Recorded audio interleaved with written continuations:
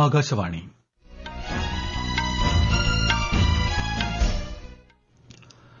നമസ്കാരം.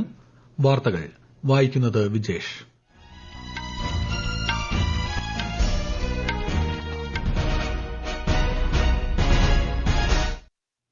പ്രധാന വാർത്തകൾ. രാജ്യം ഇന്ന് നാവികസേനാ ദിനം ആഘോഷിക്കുന്നു. രാഷ്ട്രപതി ദ്രൌപദി മുർമു ഒഡീഷയിലെ പുരിയിൽ നടക്കുന്ന ദിനാചരണ പരിപാടിയെ അഭിസംബോധന ചെയ്യും. ബാങ്കിംഗ് നിയമ ഭേദഗതി ബിൽ പാസാക്കി ലോക്സഭ. ഉപഭോക്താക്കൾക്ക് മെച്ചപ്പെട്ട സേവനങ്ങൾ ലഭ്യമാക്കാൻ ഭേദഗതി വഴിയൊരുക്കുമെന്ന് കേന്ദ്ര ധനമന്ത്രി നിർമ്മല സീതാരാമൻ. മഹാരാഷ്ട്ര മുഖ്യമന്ത്രിയുടെ സത്യപ്രതിജ്ഞ നാളെ. നിയമസഭാ കക്ഷി നേതാവിനെ തെരഞ്ഞെടുക്കുന്നതിനുള്ള യോഗം ഇന്ന് മുംബൈയിൽ. കേരളത്തിൽ നിയമസഭാ ഉപതെരഞ്ഞെടുപ്പിൽ വിജയിച്ച UR പ്രദീപ്, രാഹുൽ മാങ്കൂട്ടത്തിൽ എന്നിവരുടെ സത്യപ്രതിജ്ഞ ഇന്ന്. പ്രഖ്യാപിച്ച് മണിക്കൂറുകൾക്കകം അടിയന്തര സൈനിക നിയമം പിൻവലിച്ച് ദക്ഷിണ കൊറിയ. ഹോക്കി ജൂനിയർ ഏഷ്യാകപ്പ് ഫൈനലിൽ ഇന്ത്യ ഇന്ന് പാകിസ്ഥാനെ നേരിടും.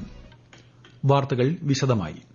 5 ദിവസത്തെ സന്ദർശനത്തിനായി ഒഡീഷയിലെത്തിയ രാഷ്ട്രപതി ദ്രൌപദി മുർമു ഇന്ന് രാവിലെ പുരിയിലെ ശ്രീ ജഗന്നാഥ ക്ഷേത്രത്തിൽ ദർശനം നടത്തും.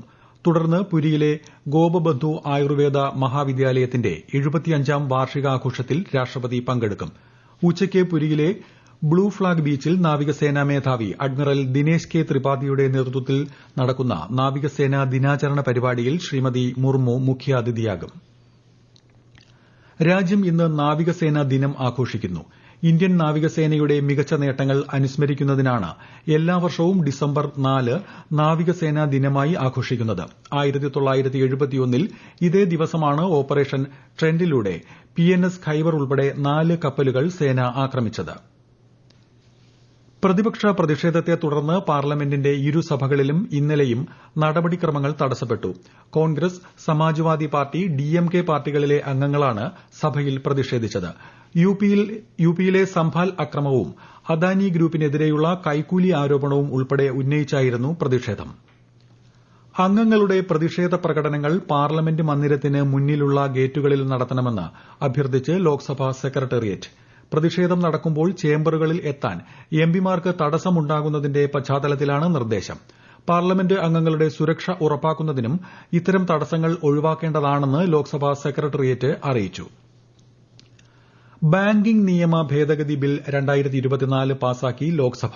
ബാങ്കിംഗ് മേഖലയിലെ ഭരണനിർവഹണം കാര്യക്ഷമമാക്കാനും ഉപഭോക്താക്കൾക്ക് മെച്ചപ്പെട്ട സേവനങ്ങൾ ലഭ്യമാക്കാനും ഭേദഗതി വഴിയൊരുക്കുമെന്ന് കേന്ദ്ര ധനമന്ത്രി നിർമ്മല സീതാരാമൻ ബില്ലിന്റെ ചർച്ചയ്ക്ക് മറുപടി നൽകി. India's banking sector, irrespective of politics, is critical to this nation. We can't afford to have any one of our banks struggling or on the crevice that they may fall off. I must credit the RBI and the Ministry of Finance. Since 2014, we have been extremely cautious. So the intention is to keep our banks safe, stable, healthy, and it is benefiting the economy. Bank അക്കൌണ്ടുകളിൽ നോമിനികളുടെ എണ്ണം 1 നിന്ന് 4 ഉയർത്തുന്നതും ഓഡിറ്റർമാരുടെ പ്രതിഫലം നിശ്ചയിക്കാൻ ബാങ്കുകൾക്ക് അധികാരം നൽകുന്നതും ഉൾപ്പെടെയുള്ള മാറ്റങ്ങൾ ബിൽ വിഭാവനം ചെയ്യുന്നു. ഉഭയകക്ഷി ചർച്ചകളിലൂടെ ഇന്ത്യ ചൈന അതിർത്തിയിലെ പ്രശ്നങ്ങൾ പരിഹരിക്കാൻ രാജ്യം പ്രതിജ്ഞാബദ്ധമാണെന്ന് വിദേശകാര്യമന്ത്രി S. ജയശങ്കർ. അടുത്തിടെ നടന്ന ചില സംഭവവികാസങ്ങൾ ഇന്ത്യ ചൈന ബന്ധത്തെ പുരോഗതിയിലേക്ക് നയിക്കാൻ സഹായിക്കുന്നതാണെന്നും അദ്ദേഹം ലോക്സഭയെ അറിയിച്ചു. മഹാരാഷ്ട്രയിൽ നിയമസഭാ കക്ഷി നേതാവിനെ തെരഞ്ഞെടുക്കുന്നതിനായി പുതുതായി തെരഞ്ഞെടുക്കപ്പെട്ട BJP MLAമാർ ഇന്ന് മുംബൈയിൽ യോഗം ചേരും. പാർട്ടി നേതാവും കേന്ദ്ര ധനമന്ത്രിയുമായ നിർമ്മല സീതാരാമൻ, ഗുജറാത്ത് മുൻ മുഖ്യമന്ത്രി വിജയ് രൂപാണി എന്നിവരെ നിരീക്ഷകരായി പാർട്ടി നിയോഗിച്ചിരുന്നു. BJPയുടെ മുതിർന്ന നേതാവും മുൻ മുഖ്യമന്ത്രിയുമായ ദേവേന്ദ്ര ഫട്നാവിസിനെ മുഖ്യമന്ത്രി സ്ഥാനത്തേക്ക് പരിഗണിക്കുമെന്നാണ് വിവരം. നാളെ വൈകുന്നേരം 5 മണിക്ക് ദക്ഷിണ മുംബൈയിലെ ആസാദ് മൈതാനിയിൽ പ്രധാനമന്ത്രി നരേന്ദ്രമോദിയുടെ സാന്നിധ്യത്തിൽ പുതിയ മുഖ്യമന്ത്രി സത്യപ്രതിജ്ഞ ചെയ്യും. മഹാരാഷ്ട്ര നിയമസഭാ തെരഞ്ഞെടുപ്പുമായി ബന്ധപ്പെട്ട പരാതികളിൽ പാർട്ടി നേതാവ് അഭിഷേക് മനു സിംഗ്വിയുടെ നേതൃത്വത്തിലുള്ള കോൺഗ്രസ് പ്രതിനിധി സംഘം ഇന്നലെ തെരഞ്ഞെടുപ്പ് കമ്മീഷനുമായി കൂടിക്കാഴ്ച നടത്തി. ലോക്സഭ, നിയമസഭാ തെരഞ്ഞെടുപ്പുകൾക്ക് ഇടയിലെ 5 മാസ കാലയളവിൽ വോട്ടർ പട്ടികയിലെ വോട്ടർമാരെ ഒഴിവാക്കിയതും കൂട്ടിച്ചേർത്തതും സംബന്ധിച്ച വിഷയം സംഘം ഉന്നയിച്ചു. കമ്മീഷനിൽ നിന്ന് ബൂത്തുകളുടെയും മണ്ഡലങ്ങളുടെയും അടിസ്ഥാനത്തിലുള്ള വിവരങ്ങൾ ആവശ്യപ്പെട്ടിട്ടുണ്ടെന്ന് കൂടിക്കാഴ്ചയ്ക്ക് ശേഷം ശ്രീ സിംഗ്വി മാധ്യമങ്ങളോട് പറഞ്ഞു. യൂറോപ്യൻ സ്പേസ് ഏജൻസിയുടെ പ്രോബ 3 ദൌത്യം ISRO ഇന്ന് വിക്ഷേപിക്കും. PSLV C-59 റോക്കറ്റ് ഉപയോഗിച്ചാണ് വിക്ഷേപണം. ശ്രീഹരിക്കോട്ടയിലെ സതീഷ് ധവാൻ ബഹിരാകാശ കേന്ദ്രത്തിൽ നിന്ന് വൈകിട്ട് 4:08 റോക്കറ്റ് കുതിച്ചുയരും. ഭ്രമണപഥത്തിലെത്തി രണ്ടായി വേർപെടുന്ന പ്രോബ ദൌത്യ ഉപകരണങ്ങൾ സൂര്യന്റെ ബാഹ്യപാളിയായ കൊറോണ, ബഹിരാകാശ കാലാവസ്ഥ, സൌരവാതം തുടങ്ങിയവ നിരീക്ഷിക്കും. ഈ വാർത്തകൾ ആകാശവാണിയിൽ നിന്ന്.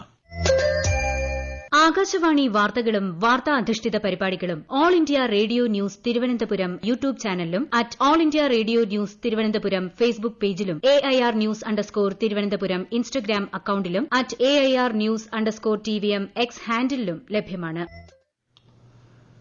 കേരളത്തിൽ നിയമസഭാ ഉപതെരഞ്ഞെടുപ്പിൽ ചേലക്കര മണ്ഡലത്തിൽ നിന്നും വിജയിച്ച UR പ്രദീപ്, പാലക്കാട് നിന്നും വിജയിച്ച രാഹുൽ മാങ്കൂട്ടത്തിൽ എന്നിവരുടെ സത്യപ്രതിജ്ഞ ഇന്ന് ഉച്ചയ്ക്ക് 12 മണിക്ക് നിയമസഭാ മന്ദിരത്തിലെ R ശങ്കരനാരായണൻ തമ്പി മെമ്പേഴ്സ് ലോഞ്ചിലാണ് ചടങ്ങ്. കൊല്ലം ആര്യങ്കാവിൽ ശബരിമല തീർത്ഥാടകർ സഞ്ചരിച്ച ബസ് ലോറിയുമായി കൂട്ടിയിടിച്ച് ഒരാൾ മരിച്ചു. 30ഓളം പേർക്ക് പരിക്കേറ്റു. തമിഴ്നാട് സേലം സ്വദേശി ധനപാലനാണ് മരിച്ചത്.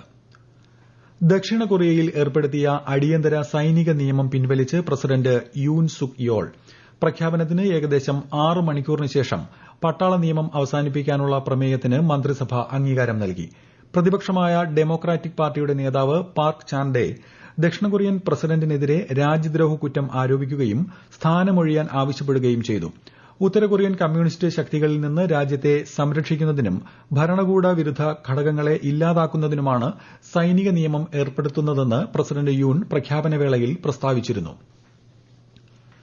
ബംഗ്ലാദേശുമായി സുസ്ഥിരവും ക്രിയാത്മകവുമായ ബന്ധമാണ് ആഗ്രഹിക്കുന്നതെന്ന് ഇന്ത്യ.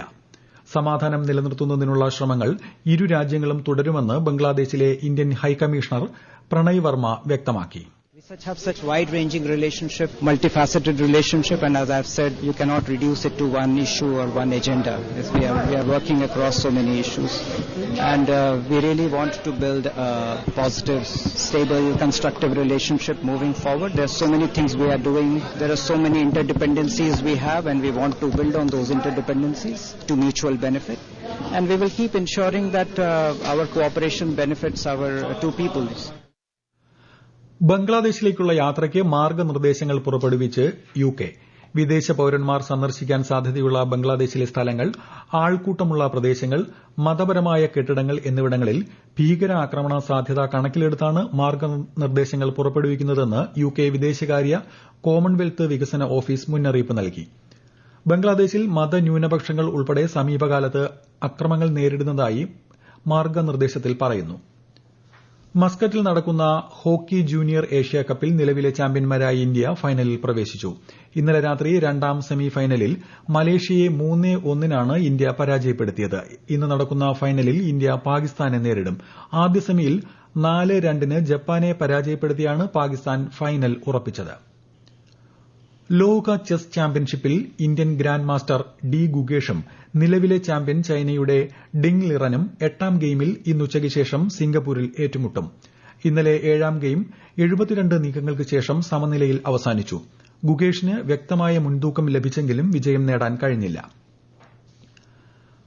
അണ്ടർ 19 ഏഷ്യാകപ്പ് ക്രിക്കറ്റ് ടൂർണമെന്റിൽ ഇന്ത്യ ഇന്ന് UAEയെ നേരിടും. ഷാർജ ക്രിക്കറ്റ് സ്റ്റേഡിയത്തിൽ രാവിലെ 10:30 ഗ്രൂപ്പ് എയിലെ മത്സരം. ഇന്നത്തെ മത്സരം വിജയിച്ചാൽ ഇന്ത്യ സെമിയിൽ കടക്കും. മറ്റൊരു മത്സരത്തിൽ പാകിസ്ഥാൻ ജപ്പാനെ നേരിടും. ജമ്മു കശ്മീരിലെ ദാച്ചിഗാം വനമേഖലയിലുണ്ടായ ഏറ്റുമുട്ടലിൽ സൈന്യം കൊടും കുറ്റവാളിയായ ജുനൈദ് അഹമ്മദ് ഭട്ടിനെ വധിച്ചു. ഒക്ടോബർ 20 സോനമാർഗിൽ നിർമ്മാണത്തിലിരുന്ന തുരങ്കം ആക്രമിച്ച സംഭവത്തിൽ ഇയാൾക്ക് പങ്കുണ്ടെന്ന് പോലീസ് അറിയിച്ചു. പ്രധാന വാർത്തകൾ വീണ്ടും. രാജ്യം ഇന്ന് നാവികസേനാ ദിനം ആഘോഷിക്കുന്നു. രാഷ്ട്രപതി ദ്രൌപദി മുർമു ഒഡീഷയിലെ പുരിയിൽ നടക്കുന്ന ദിനാചരണ പരിപാടിയെ അഭിസംബോധന ചെയ്യും. ബാങ്കിംഗ് നിയമ ഭേദഗതി ബിൽ പാസാക്കി ലോക്സഭ. ഉപഭോക്താക്കൾക്ക് മെച്ചപ്പെട്ട സേവനങ്ങൾ ലഭ്യമാക്കാൻ ഭേദഗതി വഴിയൊരുക്കുമെന്ന് കേന്ദ്ര ധനമന്ത്രി നിർമ്മല സീതാരാമൻ. മഹാരാഷ്ട്ര മുഖ്യമന്ത്രിയുടെ സത്യപ്രതിജ്ഞ നാളെ. നിയമസഭാ കക്ഷി നേതാവിനെ തെരഞ്ഞെടുക്കുന്നതിനുള്ള യോഗം ഇന്ന് മുംബൈയിൽ. കേരളത്തിൽ നിയമസഭാ ഉപതെരഞ്ഞെടുപ്പിൽ വിജയിച്ച UR പ്രദീപ്, രാഹുൽ മാങ്കൂട്ടത്തിൽ എന്നിവരുടെ സത്യപ്രതിജ്ഞ ഇന്ന്. പ്രഖ്യാപിച്ച് മണിക്കൂറുകൾക്കകം അടിയന്തര സൈനിക നിയമം പിൻവലിച്ച് ദക്ഷിണ കൊറിയ. ഹോക്കി ജൂനിയർ ഏഷ്യാകപ്പ് ഫൈനലിൽ ഇന്ത്യ ഇന്ന് പാകിസ്ഥാനെ നേരിടും. വാർത്തകൾ കഴിഞ്ഞു. അടുത്ത വാർത്താ പ്രക്ഷേപണം 12:30-ന്.